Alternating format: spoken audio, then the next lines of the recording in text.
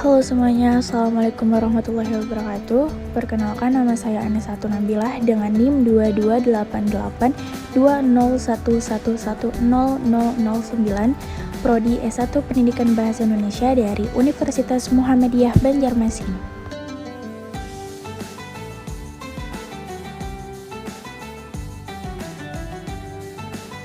Pada kesempatan kali ini saya ingin memaparkan materi tentang fitnah. Apa sih fitnah itu, dan dampak negatifnya apa saja, dan cara menghindarinya bagaimana?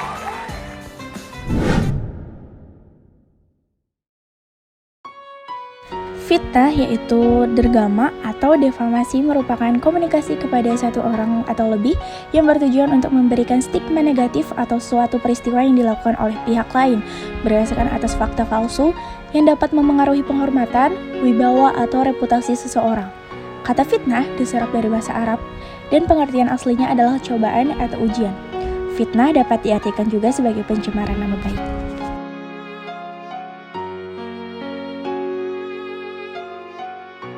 Fitnah juga memiliki arti perkataan yang bermaksud menjelekan orang seperti menodai atau menjatuhkan nama baik yang difitnah dan merugikan kehormatan orang lain.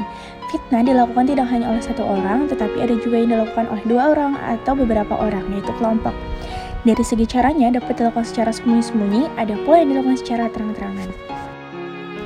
Secara garis besar, fitnah diartikan sebagai murtad atau keluar dari agama Islam, perang saudara, kekejaman, kekacauan, ujian dan cobaan, serta perkataan jelek. Fitnah dalam pengertian murtad terdapat dalam Quran Surah Al-Baqarah ayat 193. Bismillahirrahmanirrahim. Waqatiluhum hatta la takuna fitnatu wa yakuna ad-dinu lillah. Fa inil tahaw fala udwana illa 'alaz zalimin.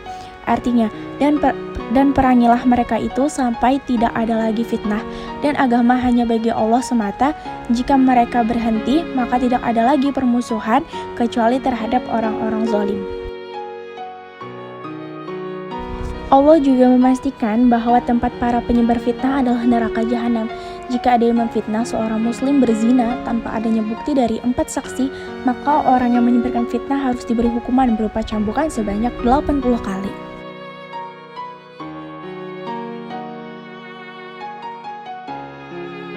Kalian pada tahu nggak sih apa saja contoh-contoh fitnah? Contoh fitnah yaitu fitnah mulut, fitnah pamer, fitnah wangian, fitnah berhias, fitnah pandangan, dan fitnah pakaian. Rasulullah SAW bersabda, dari Abu Hurairah radhiyallahu anhu berkata bahwasanya Rasulullah SAW bersabda, tahukah kalian siapakah orang yang muflis atau bangkrut itu? Para sahabat menjawab, orang yang muflis di antara kami adalah orang yang tidak punya dirham dan tidak punya harta. Rasulullah SAW bersabda, orang yang muflis dari umatku adalah orang yang datang pada hari kiamat dengan pahala melaksanakan sholat, menjalankan puasa, dan menunaikan zakat. Namun ia juga datang membawa dosa dengan mencela si ini, menuduh si ini atau memfitnah, memakan harta ini, dan menumpahkan darah si ini, serta memukul si ini. Maka akan diberinya orang-orang tersebut kebaikan-kebaikannya. Dan jika kebaikannya telah habis sebelum ia menunaikan kewajibannya, diambillah keburukan dosa-dosa mereka, lalu dicampakkan kepadanya, dan ia dilemparkan ke dalam neraka. Hadis riwayat Muslim.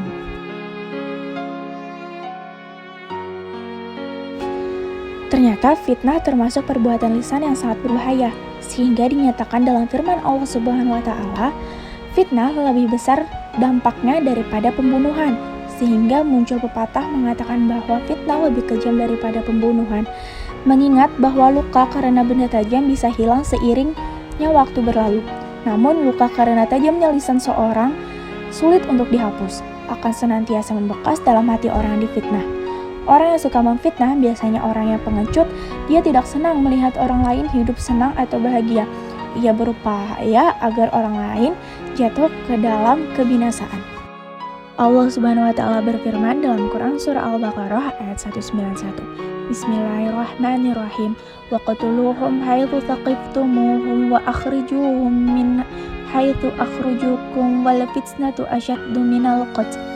Wa la tuqatiluhum 'indal masjidil harami hatta yuqatilukum fihi Fa'in qatalukum faqtuluhum kadzalika jazaa'ul kafirin. Yang artinya, dan bunuhlah mereka di mana kamu temui mereka, dan usirlah mereka dari mana mereka telah mengusir kamu. Dan fitnah itu lebih kejam daripada pembunuhan. Dan janganlah kamu perangi mereka di Masjidil Haram, kecuali jika mereka memerangi kamu di tempat itu. Jika mereka memerangi kamu, maka perangilah mereka. Demikianlah balasan bagi orang kafir. Fitnah dunia telah sedemikian hebatnya mengganas, menyerang dan menguasai pikiran mayoritas umat manusia. Fitnah itu mengkristal menjadi ideologi yang banyak dianut manusia, yaitu materialisme. Rasulullah SAW pada 14 abad lalu telah memprediksinya dalam sebuah hadis yang terkenal, disebut dengan hadis wahd. Hampir saja bangsa-bangsa mengepung kalian, sebagaimana orang lapar mengepung tempat makanan. Berkata seorang sahabat, apakah karena kita sedikit pada saat itu? Rasulullah SAW bersabda, bahkan kalian pada saat itu banyak, tetapi kalian seperti buih lautan. Allah akan mencabut dari hati musuh kalian rasa takut pada kalian, dan Allah memasukkan ke dalam hati kalian wahd. Berkata seorang sahabat, apakah wahd itu wahai Rasulullah SAW? Rasulullah SAW bersabda, cinta dunia, takut mati.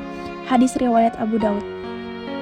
Dunia dengan segala isinya adalah fitnah yang banyak menipu manusia, dan Rasulullah SAW telah memberikan peringatan kepada umatnya dalam berbagai kesempatan. Beliau bersabda dalam hadisnya, dari Abu Sa'id Al-Khudri radhiyallahu anhu, dari Nabi SAW bersabda, sesungguhnya dunia itu manis dan lezat, dan sesungguhnya Allah menitipkannya padamu kemudian melihat bagaimana kamu menggunakannya. Maka hati-hatilah terhadap dunia dan hati-hatilah terhadap wanita, karena fitnah yang menimpa Bani Israel disebabkan wanita. Hadis riwayat Muslim. Dosa fitnah menurut karya Suhendi Abiraja. Seseorang yang suka memfitnah orang lain akan kehilangan imannya kepada Allah. Selain itu, Allah juga memastikan bahwa tempat para penyebar fitnah adalah neraka jahanam. Akibat negatif perilaku fitnah. Dalam buku Syekh Abu Razak menjelaskan efek-efek negatif dari fitnah. Di antara yang beliau sebutkan adalah yang pertama, memalingkan manusia dari ibadah. Hikmah diciptakan manusia adalah untuk beribadah kepada Allah, maka dari itu setan senantiasa bersemangat memalingkan manusia dari peribadahan kepadanya. Salah satunya dengan fitnah. Kita bisa melihat orang yang terlibat dalam fitnah akan menghabiskan waktunya dengan katanya dan katanya, serta perkara yang kurang bermanfaat lainnya. Oleh karena itu, Rasulullah menjelaskan bahwa orang yang beribadah di masa fitnah seperti hijrah kepada beliau, ini menunjukkan bahwa jalan keselamatan adalah dengan menyibukkan diri dengan ibadah saat terjadi fitnah, bukan dengan ikut tenggelam di dalamnya. Yang kedua, memalingkan manusia dari ilmu dan ulama. Orang-orang yang tersibukkan dengan fitnah tidak bisa tholabul ilmi karena hatinya terbakar oleh api fitnah, sehingga tidak akan mendapatkan ketenangan dalam tholabul ilmi. Bahkan dampak yang paling jelek dari fitnah adalah celaan kepada ulama, apalagi ketika nasihat ulama tersebut tidak sesuai dengan hawa nafsunya, maka akan muncul gelar-gelar yang jelek seperti pegawai pemerintah, tukang basa-basi, dan gelar jelek lainnya. Yang semuanya ini akan menyebabkan manusia lari dari ilmu dan ulama. Yang ketiga, tampilnya orang-orang yang jelek. Saat fitnah, orang-orang yang tidak punya ilmu akan ikut-ikutan berbicara. Mereka berbicara bukan di atas ilmu, tapi hanya atas dasar semangat. Ibnu Taimiyah berkata, saat fitnah muncul, orang-orang yang berakal tidak akan mampu melawan orang-orang yang jelek. Yang keempat, ada siapa saja yang masuk fitnah, kedudukannya akan menjadi rendah. Abdullah bin Aun berkata bahwa dahulu Muslim bin Yasar lebih dihormati oleh manusia daripada Hasan al-Basri. Namun, ketika terjadi fitnah Ibnu Ash'ad, Muslim ikut masuk di dalamnya dan Hasan al-Basri tidak ikut-ikutan. Setelah itu, kedudukan Muslim di sisi orang-orang menjadi lebih rendah dibanding sebelumnya. Sedangkan kedudukan Hasan al-Basri menjadi lebih tinggi. Dan yang terakhir adalah melemahkan ukhuwah imaniyah. Ini adalah 5 dari 12 dampak negatif fitnah yang Syekh sebutkan di kitab beliau. Setelah mengetahui efek negatif dari fitnah akan membuat kita semakin memahami hakikat fitnah. Apalagi jika pada diri kita ada salah satu dari efek negatif tersebut, Maka kita harus introspeksi diri dan segera menjauhi fitnah karena Rasulullah berkata, sesungguhnya orang yang beruntung adalah yang dijauhkan dari fitnah.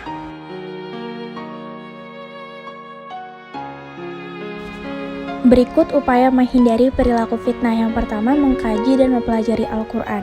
Untuk mengantisipasi terjadinya fitnah, sebaiknya seseorang banyak membaca dan mengkaji Al-Quran. Al-Quran adalah pedoman yang dititipkan oleh Rasulullah SAW kepada umatnya saat menjelang wafat.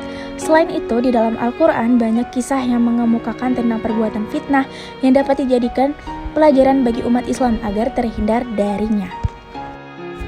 Yang kedua, meningkatkan keimanan. Keimanan yang kokoh memiliki pengaruh besar dan memiliki peran vital dalam menghadapi, mengatasi, dan menyikapi berbagai peristiwa serta ujian yang menimpa manusia.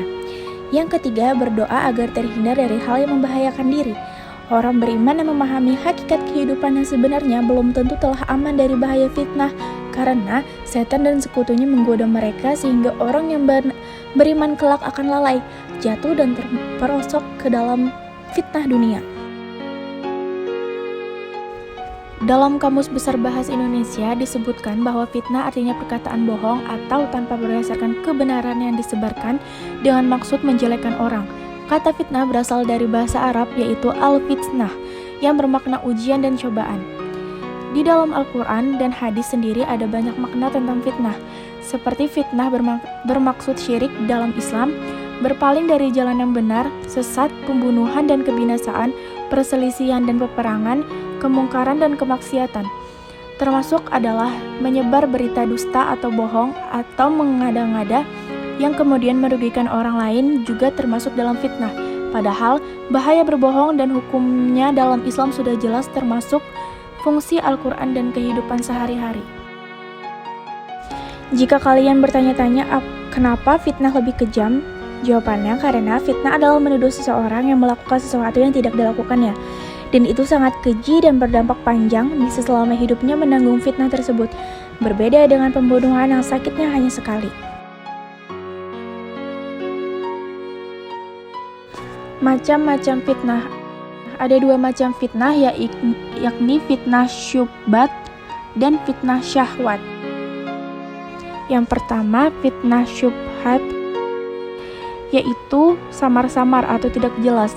Dalam fitnah ini, seseorang menjadi rusak ilmu dan keyakinannya sehingga menjadi perkara ma'ruf menjadi samar dengan kemungkaran, sementara kemungkaran sendiri tidak ia hindari atau dikerjakan.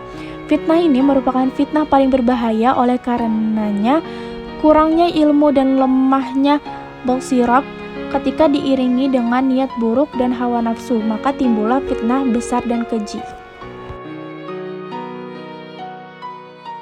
Macam fitnah yang kedua adalah fitnah syahwat. Fitnah syahwat merupakan segala perbuatan yang dapat melemahkan dan mengikis iman seseorang disebabkan oleh mengikuti hawa nafsu. Mereka yang terkena fitnah ini biasanya malah beribadah serta tidak segan melanggar perintah Allah dan mengerjakan apa yang dilarang. Hal ini disebabkan oleh hawa nafsu beserta andil dari iblis yang senantiasa mengiringi dan membuat iman semakin lemah.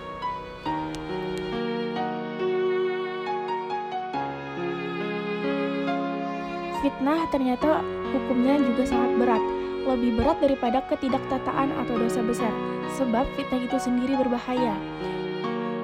Yang pertama, menimbulkan kesengsaraan. Oleh sebab berita yang disebarkan tidaklah benar, fitnah sangat merugikan terutama bagi orang yang difitnah dan bisa jadi harga dirinya hancur di mata masyarakat dan menjadi bahan cemoohan. Sedangkan bagi yang memfitnah sendiri tidak akan lagi bisa dipercaya dan setiap orang pasti akan menjauhinya. Yang kedua, menimbulkan keresahan. Oleh sebab fitnah yang disebarkan masyarakat jadi tidak tenang karena takut. Misalnya, ada yang difitnah menjadi pencuri. Pastinya orang akan takut jika suatu saat mereka akan jadi korban. Yang ketiga, memecah kebersamaan dan tali silaturahmi. Satu fitnah saja bisa menghancurkan satu bangsa karena satu fitnah saja bisa menimbulkan berbagai masalah yang akhirnya bisa menjadi seperti lingkungan setan atau masalah yang tiada akhir. Padahal, keutamaan menyambung tali silaturahmi dalam Islam sangatlah besar. Yang keempat, dapat mencelakai orang lain. Fitnah lebih kejam daripada pembunuhan. Pada kenyataannya, itu memang benar. Fitnah umumnya dilatar belakangi ketidaksukaan atau kebencian terhadap orang lain, tidak menutup kemungkinan turut membangkitkan niat jahat berbuat kriminal yang dapat mencelakai orang lain. Yang kelima, fitnah merugikan orang lain. Sudah sangat jelas bahwa fitnah banyak memberikan korbannya kerugian, mulai dari fisik, psikis, sampai serta benda dan keluarga.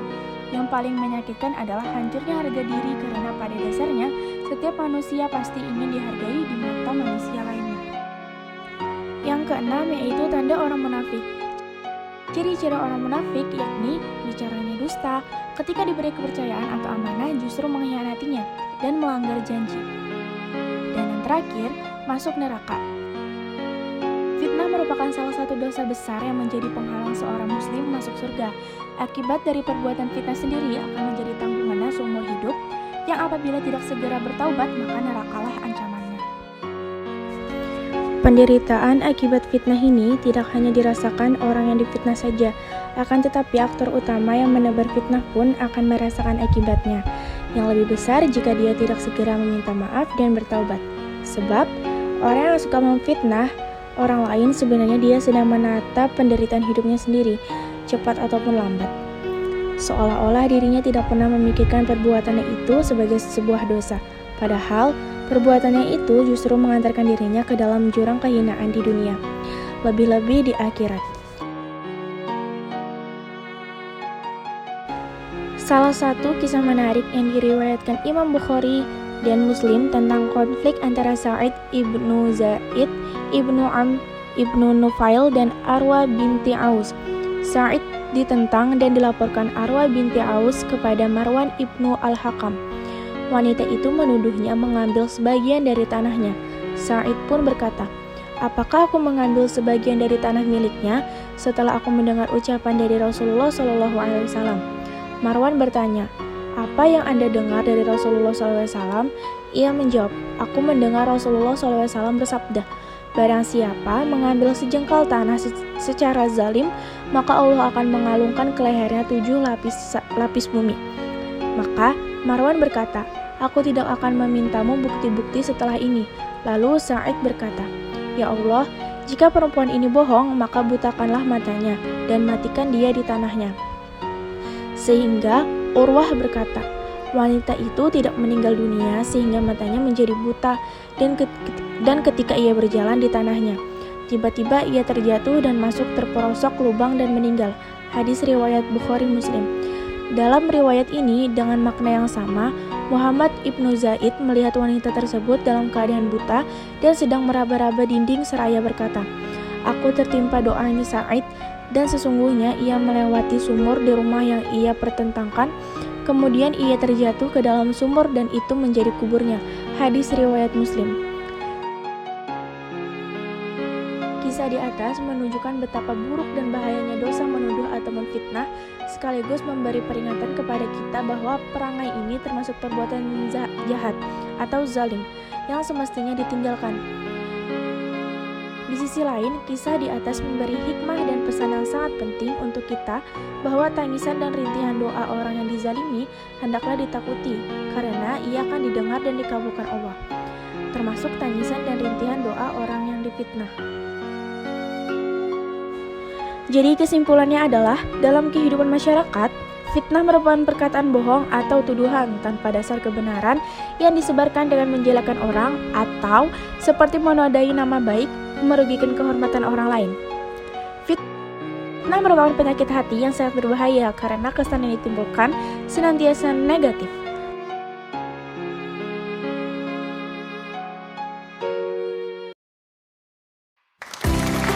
Itulah pemaparan materi tentang fitnah.